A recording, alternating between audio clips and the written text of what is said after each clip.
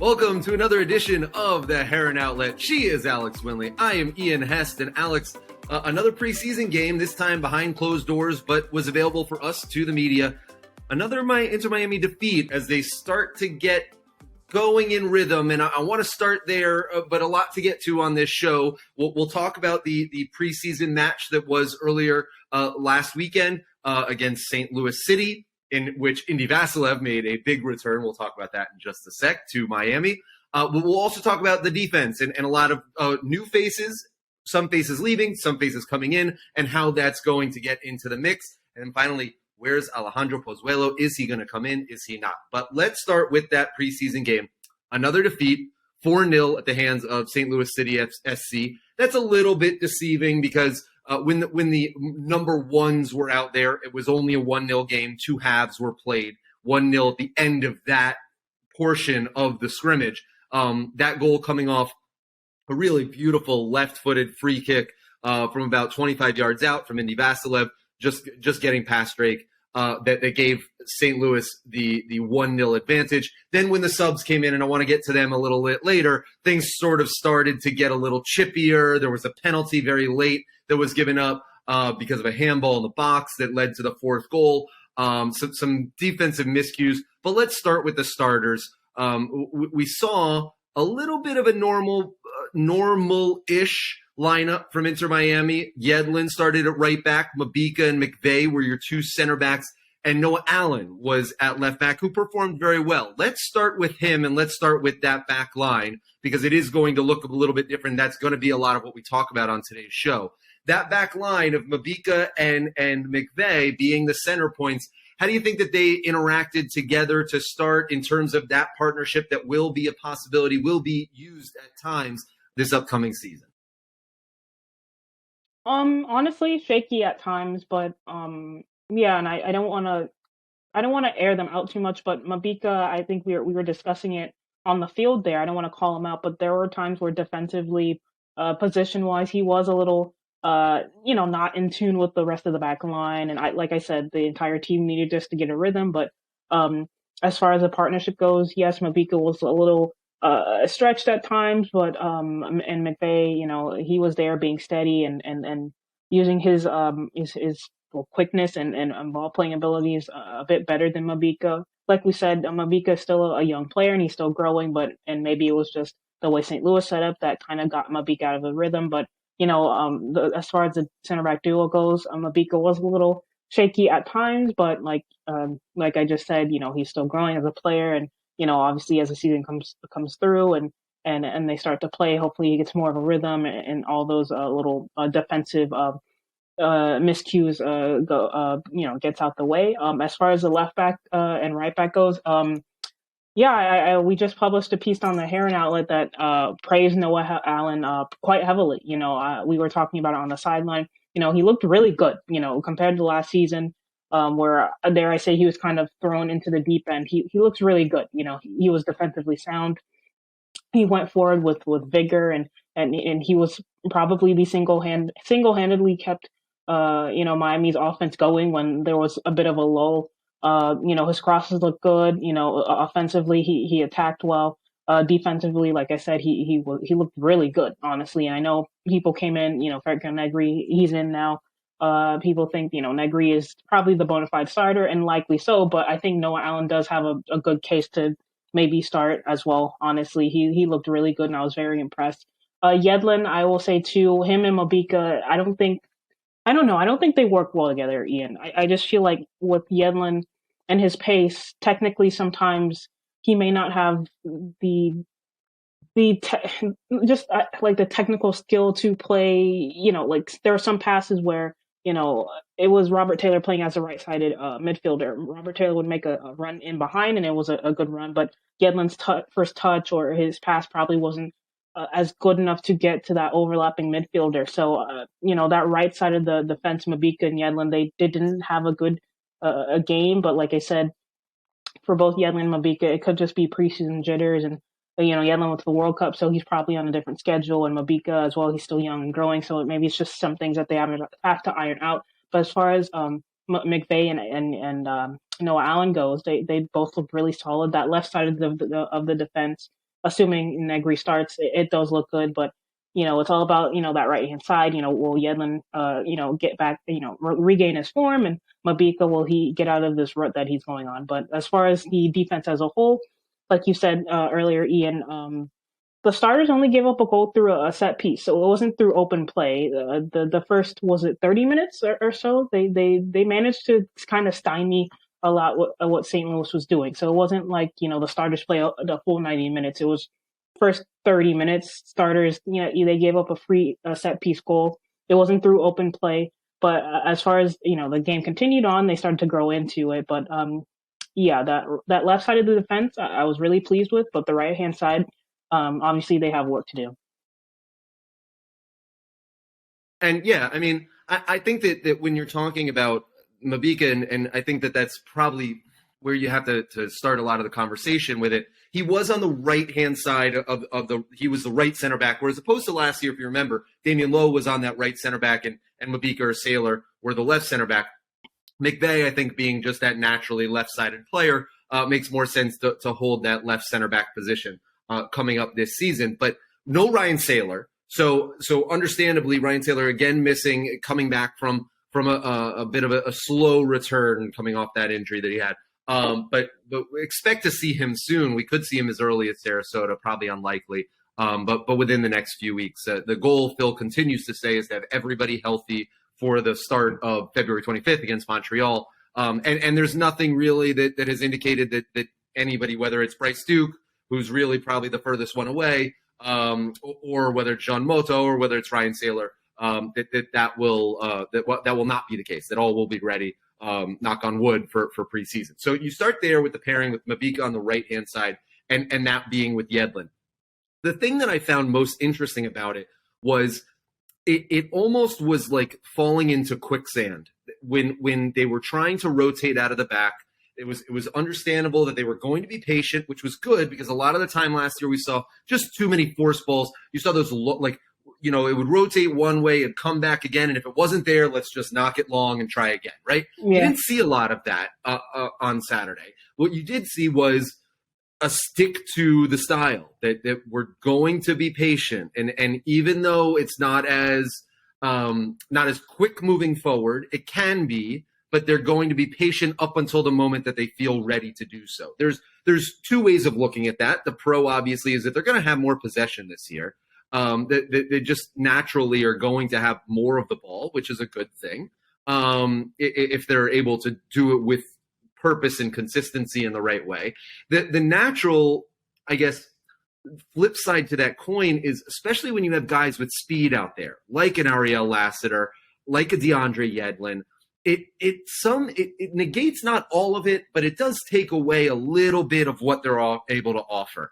And it doesn't allow those release valves like Yedlin likes to do, where he gets that quick step on a whether it's a wing back or even a back four left back, where he's able to get that one step for the quick cross. He always likes to do that. And when he's sort of pocketed in next to Mabika there, the rotation was just a little slow and it didn't wind up getting right. That would be really my big knock on from a defensive standpoint, what they did. I thought from open play, they were very stalwart. They had a very nice offside trap that worked very well, I thought, as well. And you mentioned Noah Allen.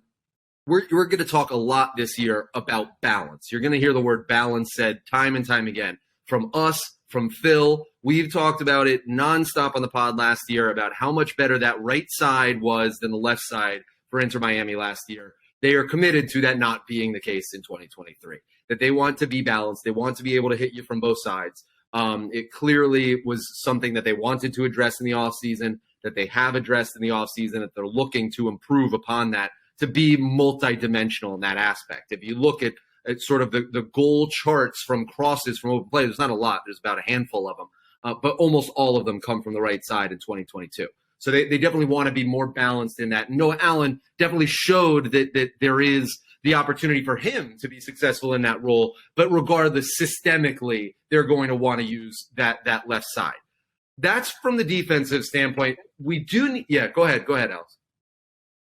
Yeah, I wanted to quick touch on that Mabika Yedlin point. Yeah, you're right that sometimes they want to go quickly, and I think that's part of the reason why that right hand side was so kind of stagnant. Yedlin wants to go play quick, but there are times where the team kind of slowed it down and went through their passing triangle. So, and then on the reverse side, you see Christopher McVay, who's very comfortable with his feet, playing those quick passes to Noah Allen, and Noah Allen was very good to get onto the sideline and drive towards the defense. So, yeah, like you said, I think it's just them wanting to go quickly versus the right side versus the left hand side.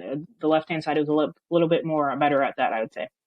Now there is there is some medicine for that, and that comes in the role of Gregory and what he was playing on Saturday night. They went with the 4-4-2 diamond that we're used to, that pinched in diamond. Gregory was the holding midfielder. On his right was Robert Taylor. On his left was Pizarro. And in that number 10 role was Coco.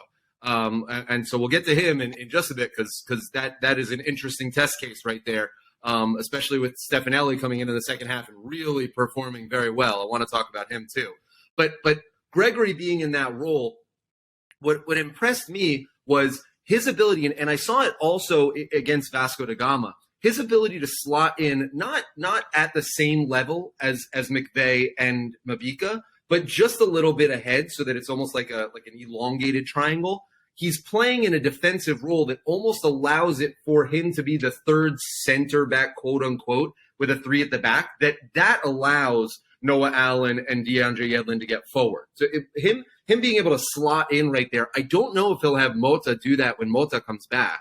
But Gregory very much naturally is able to do it. He looks very comfortable doing it. And again, that's where we talk about from open play.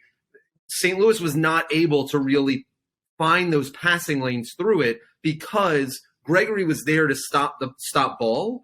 And then you saw Mabika, and defensively, Mabika and McVay were able to handle the passing lanes on that triangle, those diagonals that we're talking about. And it really was able to, sometimes when Inter Miami gets caught in transition, you wonder who's going to stop ball, and then if they can't stop ball quick enough, those outlet runs wide really have been able to stretch a slower defense that Inter Miami had last season. That wasn't necessarily the case against St. Louis, who wasn't particularly quick, but Inter Miami is very, very easily able to stop that with Gregory just stopping ball immediately, and then the two center backs able to hold off the passing lanes, which allowed everybody to regroup and really set themselves comfortably. I thought Gregory played very well in that role on Saturday. Yeah, and transition-wise, this 4-3-1-2 or 4-4-2 diamond, there's going to be a lot of bodies in the middle. So as far as them getting stretched like they did last season, I think they'll have more security with, like you said, the 3 at the back with Gregory, Chris McVay, or Christoph or Mabika. Christoph will touch on later. They'll have bodies in the back to make sure those transition periods for the opposition doesn't happen. And like you said, we saw it against St. Louis a lot where Gregory was just there at the right time, stopping the counter. And if Gregory didn't get to it, Mabika and McVay were there. So as far as defense goes, they did improve regarding that. I know a lot of goals last season. We saw them concede through transition opportunities for the opponent. So it's good to see them stymie work on that during preseason and kind of snuff that out before it becomes a bigger issue. I want to touch on your point about Gregory or Mata. I don't know if I don't know. I think we've seen so many times Phil Neville prefer Mata in that deep lying 6 role. But I in this formation, I don't know. I think Greg. Well, for one, let me say this. I'll say first, Mata and Gregory play really well together. So I think whatever positions they take up, they both need to be on the field together because it just works. I think with this deep lying number 6 here, I have to go back and look at some formations and previous games. I don't know if Mata has ever played in that Gregory role or if Neville put him higher. I have to double check. But, like I said earlier, there's enough numbers in this 4-4-2 diamond that, I don't think it particularly matters if it's Gregory or Mata. I know in a 4-3-3, yes, it would, or a 4-2-3-1, you would want Gregory kind of pushing up a little bit more. But I think I think it depends on which team they play. If they want to, if they're playing against a team that is sitting back and they need to unlock the defense, I see Mata sitting deep and, using his passing range to hit those. But if it's a team that's going to have more possession than than Miami, then I can see Gregory playing as that 6 and kind of just cutting off the passing lanes and blocking everything going. So this is a good problem to have for Inter Miami. They have depth and It's a good options problem. now. So yeah, it depends. It really just depends. Well, and the reason that he puts Mota there is in the 6 is because of the transition offense. It's that Mota is better at those progressive carries that can quickly turn around and get them forward. Whereas Gregory, once he gets it, he's looking for distribution. Where Mota can sort of start your offense a little bit better. And so if you win the ball back, let's say, in that middle third, Mota gives you the better option of turning that middle third into a positive third and progressing forward, keeping the defense at a time when they're organizationally vulnerable, that it allows you the opportunity to catch a cheap goal, or not a cheap goal, but a quick goal on a counter. That maybe if you were to just win the ball back and restart your offense, you wouldn't be able to do. I do, though, think that we need to spend a lot of time talking about the offense. They have now played 2 preseason games against professional opponents, one against the college team that was a lot better, in which they did score, reportedly a couple, 4, I think the report was. And, we've seen them against professional opponents very lackluster, to say the least. Up top, it was Campana and it was Lassiter. You had Coco as the 10, and you had Pizarro as that left mid, and Robert Taylor as the right mid. Again, I go back to, I've seen Pizarro as this left mid, and both times he doesn't look like he wants to play left mid. He looks like he wants to play center mid, and he just keeps cutting inside. It leaves this weird gap, and I get his natural tendencies. He's not going to chase back on defense, no matter how many times you need him to. And so I wonder if you just throw him at the 10, because that's the place to play him right now. But there wasn't the link up play. Even past Pizarro, Coco has little spurts of dribbling through the midfield where you go, okay, I like this, and then where's the final touch to make it productive? Campana's still getting his legs under him. We talked about the slow play, maybe not playing to Lassiter's strengths. Robert Taylor had an okay game. Not much of that's going to stand out to you and say wonderful, not much that's going to stand out and say poor. But I do have a little cause for concern that not only has there not been any goals, but there's rarely been any real opportunities, any real quality chances that you go, just missed there so far. And this is something that, as we've talked with Phil and we've talked with the forwards as they've come in, these new signings, we talked with Stefanelli about it too, that they want to be an offensive-minded team. At least they're telling us that they want to be an offensive-minded team in 2023.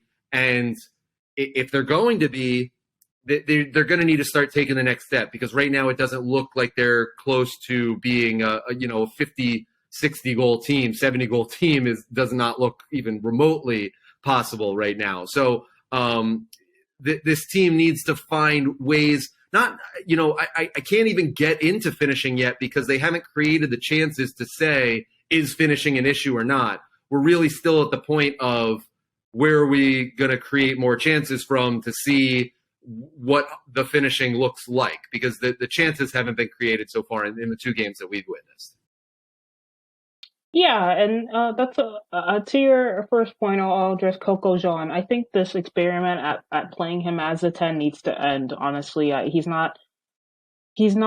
I'll even say he's not like Pizarro in the fact that he's going to maybe dribble through a couple people. He can find those pockets of space, but so many times during that St. Louis scrimmage, he found that space and then he passed it back. He didn't go forward. He wasn't taking positive first touches into the opponent's final third. So. As far as him, Coco playing as a 10, it needs to stop, because we've seen him against Vasco doing that, and now against St. Louis, it's just not working, and he's basically I do want to jump in, though. just trying to find his way. He looks confused. To just give him some credit, though. I mean, this is a guy that we haven't seen barely any of. This is really his first. It's almost like a brand new player entering a system that his role is unsure of right now. So do give him the benefit of the doubt in learning that. But you are right. There are a lot of negative passes, and I'll let you continue with the offense. I want us to understand that he, still barely, if at all, played last year. So he's almost like a new player. Yeah, and to that point, I think, playing him as a 10 is also a disservice. He should be playing as a second striker towards alongside Campana. There's a lot of times where Coco would make runs like he's playing on the front line like he was he was Lassiter or Campana. He needs to play as a forward, not as a withdrawn, false nine almost, because that's like how he was playing. He doesn't look comfortable there. The passes were negative. He wasn't going forward. Even when he found space, he didn't really do anything with the ball. So I think that's a disservice to Coco, and he should play as a striker. To your Pizarro point, I agree. I think Pizarro, I know I got flack from Austin a couple of pods back about how Pizarro will be coming off the bench, but the first, against Vasco now and now against St. Louis, but I think with Mata coming back and Gregory, I don't see Pizarro starting, honestly. Like I know he's looked better in training and he seems motivated and he's happy to be back, but there are so many times during that St. Louis scrimmage where he had the ball and, like you mentioned earlier about Lassiter using his pace, Lassiter would get in behind and Pizarro inexplicably would just hold on to the ball for no reason and not play it through to Lassiter. And there were like one or two times where they would have been in behind had he done that, and he just didn't. And I understand, he's a DP and, you can't sit a DP on the bench, but Neville did it with Higuain until he got his act together. And I'm not saying Pizarro has been training poorly, but I just don't think he fits the synergy of what the team is doing. And I know it just looks off. And like you mentioned with Coco, I think this group with Mata, Gregory, like Pizarro wasn't there, because obviously Pizarro wasn't there last season to gel with Mata, much, and Gregory, I think last season was the second season in Miami, so he wasn't really there to really gel. Like, like for example, put Bryce Duke where Pizarro is playing, and I think they create more chances to probably score, honestly. Even with Coco playing as a 10, I think, they'd score with Bryce Duke or even Victor Ulloa playing there. Victor Ulloa did play quite well during the scrimmage, in my opinion. But yeah, for Pizarro, he's a great dribbler, and like maybe he should play as a 10, but not like as a creator, just kind of as someone to hold the ball up there and dribble through players. He's not gonna. Yeah, I don't know. It's just I don't know. It just wasn't clicking. And the left hand side, yeah. The issue with Pizarro is that in this system, it doesn't fit. In the 4-2-3-1, yeah, the balance is off. He fits fine in the 4-2-3-1. But in this 4-4-2 that they're playing, the balance doesn't work. He's pinching in too much, and if you put him at the number 10, that's fine. But you're taking away somewhere else, and yeah, we can talk about Pozuelo here too, because the two of them seem to be inherently linked to each other. We were talking about with Phil before the scrimmage earlier in the week last week, and he had said it's going to be tough, and that they have cap room situations that they need to figure out. And Pozuelo, if you follow him on Instagram, he's been training in Miami. He's still his here. Brickell apartment. He's overlooking. He's riding his bike, looking down at everybody out on Brickell. So he's still here. He's still training, and they have been in contact. They're close, but they're not. Is sort of the way that it works, and that they're close to the fact that everybody sort of understands that everybody would love for this to work, and everybody sort of understands that there's money that they I don't think that they're necessarily terribly far off on. They're not close because that isn't gonna work, like just within the budget, within everything that they need to make this work. And so, as preseason goes on and on, it winds up being a bigger question and a bigger question and a bigger question. So I don't know, I think in a perfect world, if there was no salary cap and Jorge Mas or, club ownership could spend as much as they wanted, this would have been done 3-4 weeks ago. And if there were no sanctions, perhaps that too. But I think with everything, yeah, it would have been done already. I think with everything, it not because nobody wants it to, but because you have to approach this practically. And Chris Henderson, we know, is a great cap manager. So if anybody's going to be able to figure this out, Chris Henderson's one of the best in the game at this. But they are, the longer preseason goes on, it's worth the question of, is Pozuelo going to be in this roster or not? And if he's not, what does that mean for Pizarro? Is Pizarro, he's played as this left mid now twice that we've seen, and third time's a charm, maybe. I'm not really getting where we're going with it. Yeah, Pizarro's he's a strange player. He's not creative enough as a 10. He's not cerebral enough to play as a 10. He does not have the defensive might to play as a central midfielder. He's just kind of in this weird no man's land, really. And I think it's very strange. And I know Neville's playing him there to see, but it's not working. Like you said, he pinches in, and sometimes he gets caught. He holds onto the ball too long. It's in it. Like I don't know how much we journalists can go on about it. It's unfortunate, and I'll say it here. If Pizarro was sold or bought out or whatever, Pozuelo would have already been signed already. So it's like you said, they're linked, and like Chris Henderson needs to figure it out because we'll touch on this later. Stefanelli can play as a 10. Let's talk about it now. Let's talk about it now. This is the perfect time. Yeah. Okay. But yeah. So I'll go on sources and talking to people who know him and listening to experts on him. He can play as a 10. Multiple times I've heard people say that he likes to play off a striker. He'll be playing off 2 if he plays as that pivot role in the 4-3-1-2. He'll play it off a 2 striker. So he can do the job, and like you mentioned earlier, during the scrimmage he looked very good. He was probably one of the standouts in that third 30 minutes or 40 minutes. I forgot how they divvied it up, but he looked solid, and he was loud. He was barking orders. He looked like he belonged there. He was going back defensively. He put in a bunch of tackles. There were a couple moments where he literally took the ball from almost half field and drove to the defense, which is what Miami needed in the first half, and they didn't have that with Coco Jean. And he looks the part. And speaking with him after the scrimmage, he said he does like to play in that pocket, and he recognizes what Campana, Lassiter, what their strengths are, and how and even with Joseph Martinez coming in, how he has to recognize their strengths and play to their strengths. So if Pozuelo doesn't get re-signed, maybe he does, I don't know, but Stefanelli can play as that 10 if push comes to shove. He's a smart player, and talking with people that know him, he can play there. Let's say he can play as a 10. He may not be as flashy as Pozuelo or may have the advanced stats like Alejandro Pozuelo does, but he can play that position, and I think he'll do a lot better job than what Coco Jean is doing right now. I really loved Stefanelli's play on Saturday. It was very. Yeah. This is going to be high praise, and if he winds up being this, Miami just hit a home run. But he reminded me a lot of Nico Ladero of the Sounders. An undersized but great footsteps. Punches way above his weight. I mean, he was getting into 50-50 balls that made it look like they were 70-30 balls. Yeah. He was very active, very loud, very aggressive, came in with a purpose and an intensity. Talked to him after the game, and he was talking about how he was watching Lassiter and Campana, knowing that he wasn't going to play with them in that game, but trying to figure out what their tendencies were to figure out how he could, in the future, better distribute to them.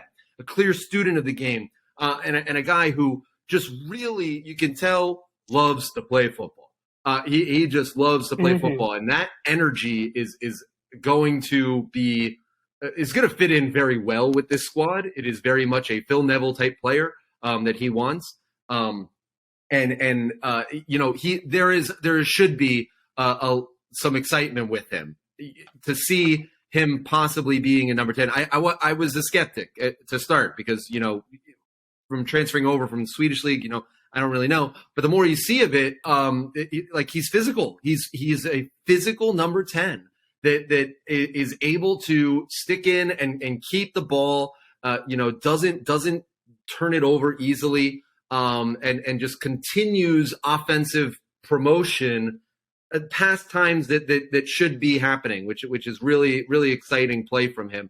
He didn't get to play with the strikers on Saturday. I would be interested to see what that looks like, whether it's Joseph or Lassiter, because I think that will be, you know, an interesting tandem next to Campana to see how they're able to play with Stefanelli's hold-up play, Campana being the big target man, and probably Joseph or Lassiter being the speed guy. You have really a natural trio there that hopefully will be better from the offense, because right now it just doesn't look like there is that there is cohesion in attack, that there is, okay, we're going to move out here. We're, you know, when I go here, you chuck in behind, you're going to make this run on the back end. It doesn't really seem like it's there yet.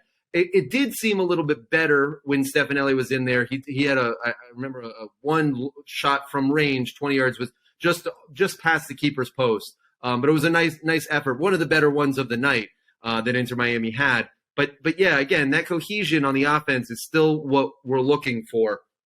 Even when other guys came in, LaCava came in that second half. Robbie Robinson came in and again showed bright spots. Robbie Robinson, and both times we've seen him in this preseason, has shown to want to be more of a one-on-one player. He wants to take defenders on 1v1 a little bit more this year. And, you know, he got in, Escona got in and played very well, I thought, for about 20, 30 minutes as well. He picked up a bit of a knock in the end. But those are, I think, sort of those guys in that second unit are battling, and they're battling for minutes. They're battling for pecking order in the depth chart. And, you know, to go 2 games without any goals, you know, this is going to start becoming the theme if they can't start putting them in the back of the net. Yeah, man, this is where I have to kind of push back against Phil Neville here, and it's not to drag him or anything. I don't think he's the kind of coach to coach positional play, like, you know, just kind of control every minute detail what the player's doing. You know, for example, you know, in the system, you know, usually there's passing patterns. You know, if the fullback gets the ball here, then you have to pass it here, and if the midfielder gets the ball here, then you have to pass it here. I don't think he's that kind of coach. I think he's kind of he has a set way of a set list of what he wants to do, like, you know, play hard, run hard, you know, defend your teammate, and in regards to that. But I don't think in the minutia of the detailing and the triangulation, I don't think he's the type to really coach that. I'm sure, like, of course they touch on it, but as far as, you know, like a Bielsa type coach where he want, like, if you have the ball here, you have to pass it here. I think he's a coach that, you know, wants players to have their freedom to express and to make their own decisions, not do it for them. So I do think that's kind of a downside of this. But like I said, with in that piece we published in the Heron Outlet Substack, this formation they're doing, there are natural triangles and staggeration all over the field. So, you know, the options are easy for the players. It's not like, you know, Neville has to tell them. You know, the options will be open there. So it's just a matter of the player and chemistry, honestly. I think it's just chemistry. Once the triangulation is there and the staggeration is there with this formation, they just need to get used to the chemistry and where these players are going to go.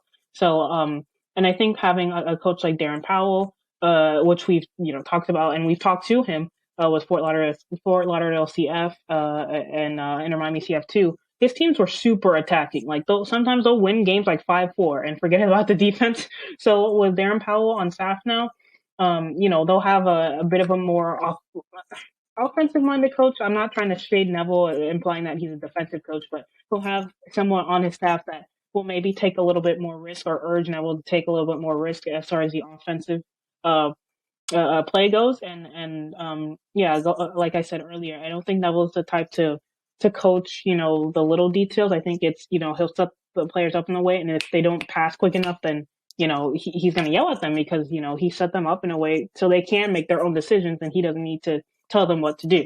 So I think that's why this 4-3-1-2, 4-4-2 diamond, it'll work, but I just think it takes repetition and chemistry. And like I mentioned on my Twitter, that the more games that they have, the more chemistry that they'll build up. Because, you know, like that tail end of the 2022 season, they played in this formation. So most of the players here, Bryce Stu, you know, Campana, Lassiter, they're fine playing in this formation. It's, you know, maybe the new guys like Pizarro coming back, and then, you know, we'll touch on Sergei Kristoffs too. Like, it's going to take time, and Franco Negri.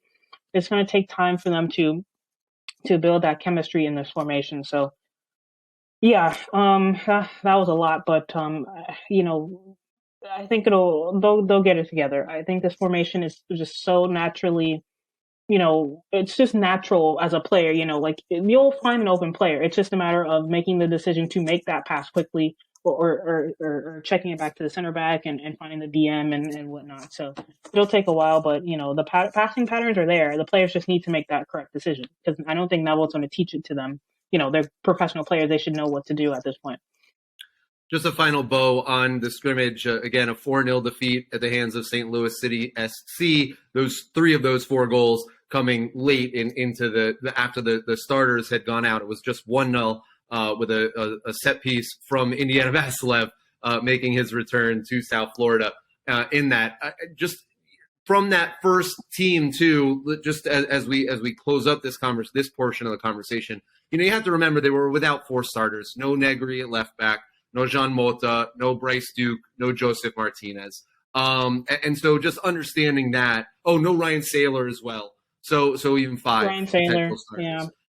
So understanding still that this is a team that is getting together, and as much as a lot of the names are the same or are similar, there are some pieces that have not been introduced to this that will take some preseason games, take some training sessions to get going. That being said, it's not the same as the start of last year where you had 20 in, 20 out, as crazy as that was. You know, I mentioned go ahead. Yeah, to that point, I was actually talking to a friend about how this off season compares to not off season, preseason compares to last year. Like last year, Miami won a preseason tournament, and they're running into the season pretty high. So the fact that, you know, this always friendly, loves it, the Carolina Challenge Cup or something. Oh yeah, presented by Safeway or something like that. it was this crazy tournament where they won a preseason tournament, and they were going into the season super high, thinking, you know, everything's set, and you know they've got their formation going, and then they lost 5 straight, and they changed the formation, and you know Neville was on the hot seat. So if let's say the preseasons have switched, you know, this year, like Miami can lose the rest of their preseason games if they, you know, God forbid they do that. But if they start the season super well, you know, and it's going to be difficult. CF Montreal, then Philly, you know, I don't think people will care about the preseason. So I just wanted to throw that out there. Last preseason they did pretty well, winning a tournament. This year they played 3 games and lost 2. You know, it could be flipped at this point, so we never know. Inter Miami does open their season with the top 3 teams in the Eastern Conference from 2022. They start at home with number 2 Montreal, and then the Eastern Conference champions in Philadelphia Union come to Drive Pink Stadium before week 3. They travel to Yankee Stadium to take on NYCFC. So pretty much in the Eastern Conference, that's as tough of a start to the year as you possibly could have. Let's talk about some of the moves that have been made that will go along the back line. Damian Lowe traded to Philadelphia Union for $225,000 in allocation money, a first-round draft pick in next year's Super Draft, and the homegrown rights to Schneider Borgelin. Let's start with the allocation money, or let's start with Damian. You know, was on we about $250,000, so a little bit more than what they got in return for him in terms of GAM. And you know, understanding that they wanted to make an upgrade at center back. When we had talked at the very end of last season, what I had been hearing was that was the number one place where they wanted to make an upgrade.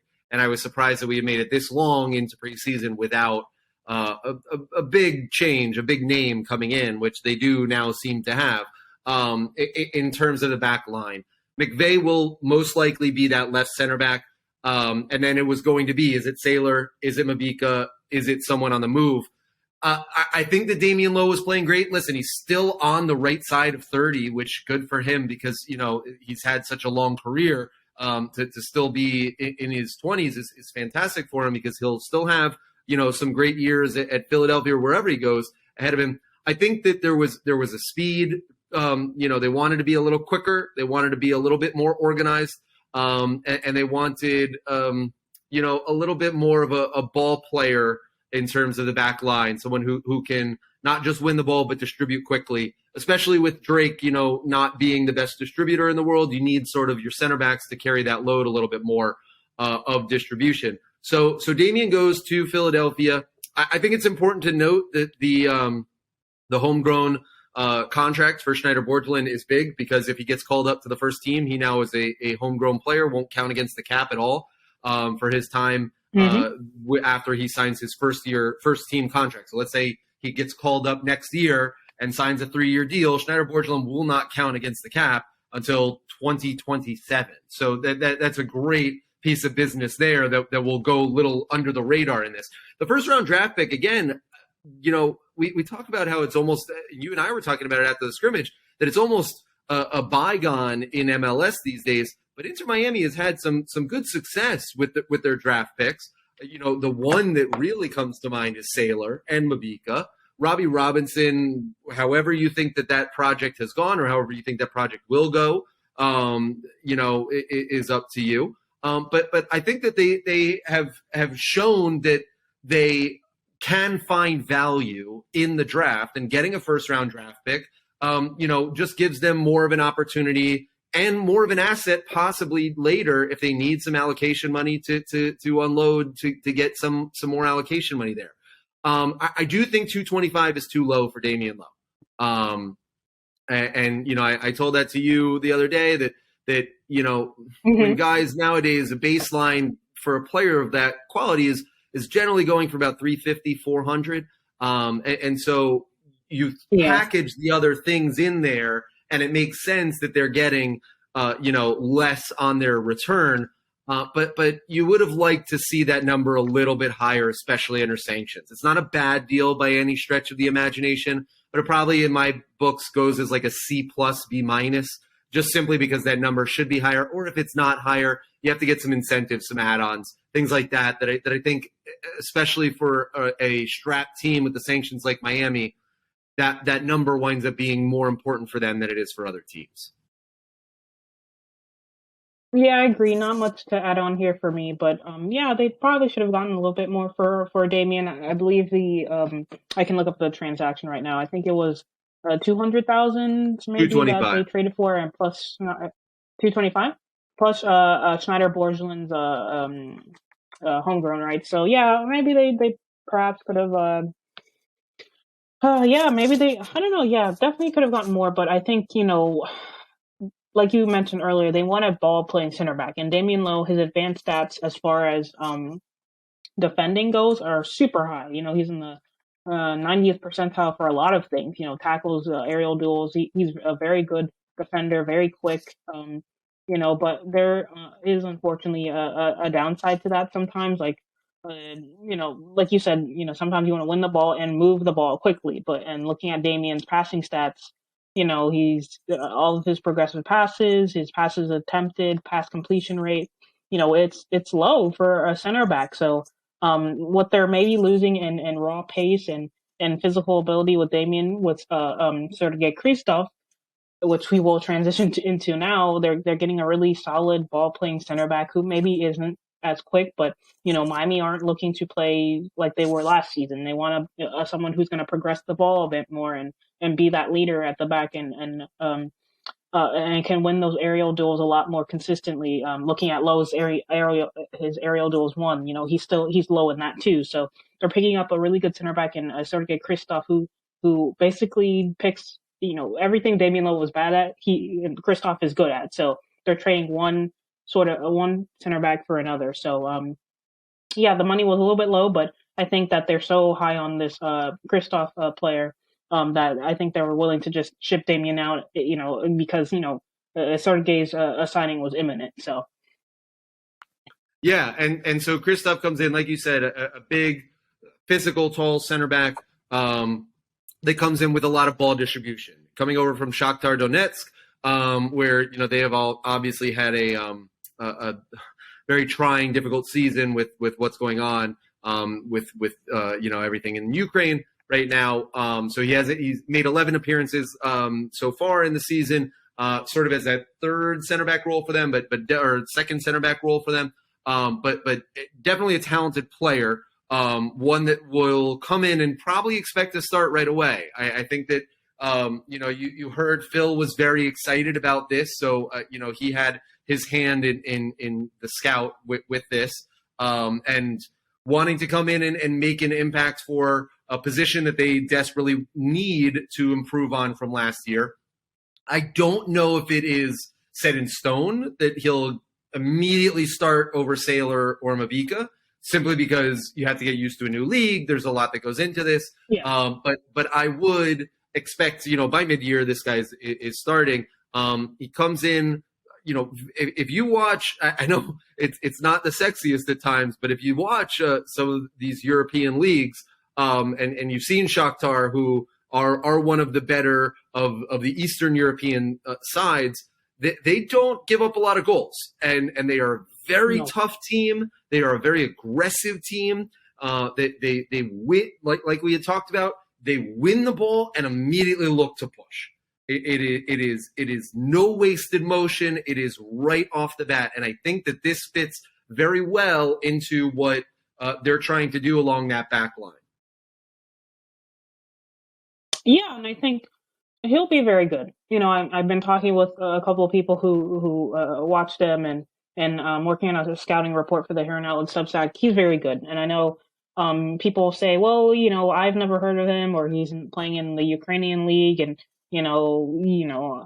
therefore he's not good. But that's not true. It fits Chris Henderson's MO. He, if you guys recall, like during Chris Henderson's introductory press conference, like in early 2021, he mentioned that he wants players that play above what they acquire them for. So, for example, John Motz, I believe his transfer fee was like 900,000, or correct me if I'm wrong.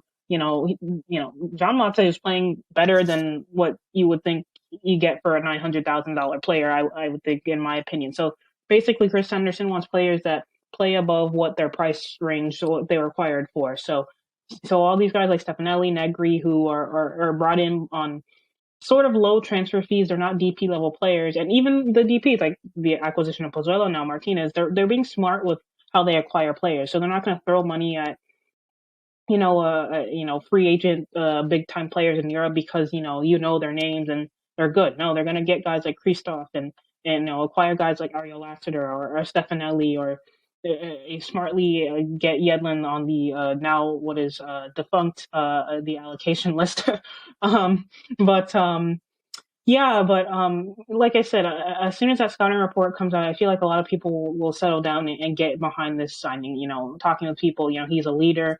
He's great in the air, very good ball playing center back, which Miami haven't had. Correct me if I'm wrong. Do you think Miami have had ball playing center backs like this, like consistently? LGP, ever? Maybe LGP, but a guy like Christoph, I feel like he's going to be very good. And I know people are tempted to say, "Oh, this is similar to like a Ryan Shawcross signing." No. Like, not like these are like, it's completely different. Like Shawcross came over when he was like 33, kind of at the tail end. He wasn't even starting for Stoke consistently. Please correct me if I'm wrong, but with Christoph, he a Champions League player. He's playing for Shakhtar, which is one of the biggest clubs in Ukraine. He's a leader. He's captained them for. But they're very different players. Yeah. Shawcross and Christoph are very different players in the fact that, like, that I wouldn't make that comparison. That doesn't really. I mean, other than the fact that they're just European guys, like that's really the only connection and they play the same position. That there isn't really a quality connection there. Yeah, and that's the thing. Like people that are comparing this to Shawcross, it's not the same, not remotely the same. So yeah, it's just. Be excited, because I think with Christoph, and once he gets settled, and maybe he plays alongside Christopher McVeigh, who, looking at his advanced stats now, he's decent in the progressive passes, and Chris is relatively quick as well, and he's very technical. I think they're going to be a very strong center back pairing once they really get going. Then you add in Negri or Noah Allen, and then Yedlin on the other side, or maybe sometimes Harvey Neville. Although we've seen Harvey Neville play on the left side as a left back a lot, so I don't know. We have to ask Phil about that, but. Let's talk about that, because you brought it up, and we were talking about it, and we didn't have plans to talk about this today, but he's been on the left, and it's just I don't know, it hasn't been bad, but it's been interesting. He doesn't. he's getting up the field. We never saw him play on the left for Inter too. So just to see him out there it's a little bizarre. Yeah. On another note, I'm laughing because I'm scrolling through Instagram right now, and Beckham just inadvertently announced a new away kit, even though it hasn't been officially announced. Oh, cool. So he just Break the news. It looks nice. Break the news right here while we're breaking recording. News, right? Mid podcast. Is it good? Yeah, but it's a deeper pink, and it's almost neon. Like we'll put up on the Heron Outlet Twitter and Instagram. But yeah, it's a neon pink, and it looks super nice. Honestly, I digress. Yeah, the word on the street. The word on the street was that it was going to be a bolder pink. It was going to pop more. It wasn't going to be the light pink like last year. It was going to be like more of a hot pink. And that's good because I was in a group chat and we were discussing how like the pink has gotten progressively pinker as the club has grown. Like that first season was like that kind of awful whitewash pink that no one liked, and then the second season it was like this like still like a palish pink, but it was deeper. And then last season you see the warm up jerseys like they're a deeper pink, and now looking at this now it's a neon pink and it's deeper. And now, next year they're getting a new home kit, so I'm intrigued to see how they go about that. So anyway, we digress. But Neville playing on that left-hand side. I think it's the what color is the away kit portion of the preseason, ladies and gentlemen. I didn't know. Beckham they should just announce it. Like it's funny at this point. There have been leaks, and I don't know what's stopping them. And anyway, we still got three and a half weeks to go until we kick off a ball that matters. Like, oh my gosh. Never a dull day with Inter Miami, honestly. There you go. Well, they will head up to the west coast of Florida and train up there for a couple days this week. We'll bring you all the latest news as it happens. And again, you can check out the Heron Outlet on our Substack. We break down the preseason games, a bunch of stories coming your way on what has been an interesting offseason or a preseason to start. But not one of a lot of drama. You look around the league and, just think this time last year, Miami was the center of the drama between the sanctions, between all the new players. They were basically a brand new expansion team coming in this time last year.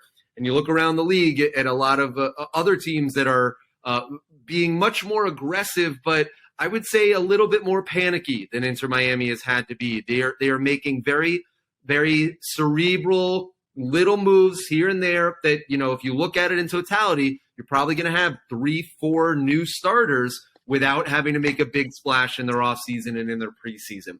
It has been a sort of a slow burn as they get ready for February 25th. Don't forget, this upcoming week is when you can start, if you are interested in the Apple MLS Season Pass deal, beginning in February, you can now purchase that option to get all of the MLS matches this year. Remember, all on Apple TV.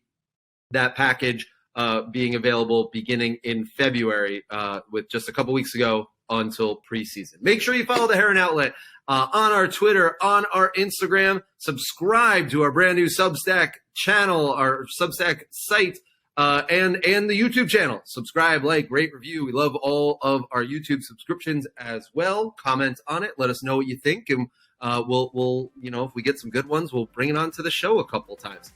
All right, Alex, for our producer Andres and for Austin Roblard, she is Alex Winley. I am Ian Hest. This has been the Heron Outlet. We'll see you back here